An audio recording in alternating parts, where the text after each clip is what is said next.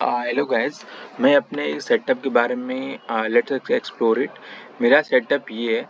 सबसे पहले जब कभी मार्केट में फॉल आए तो जो फॉल टॉप से लेके और बॉटम तक जहाँ तक ये फॉल जाता है हम इस फॉल को मार्क करेंगे, ठीक है। और एक बार हम फिगर आउट करेंगे क्या ये 200 EMA के ऊपर ट्रैवल कर रहा, पहली बात। दूसरी ये कि क्या यहाँ पे ये डबल बॉटम बना रहा, सपोर्ट लेने की ट्राई कर रहा। तीसरी बात, ये ट्रेंड लाइन का ब्रेकआउट हुआ। और चौथी बात, हमें इसको 9 EMA के साथ कैरी लॉन्ग कर सकते हैं for a higher risk to reward. और हमारी जो एग्जैक्ट ये प्रॉफिट बुकिंग का एरिया रहेगा, ये हमने जो हाई से लो मार्क किया है तो 0.5 और 0.618 तक रह सकता है।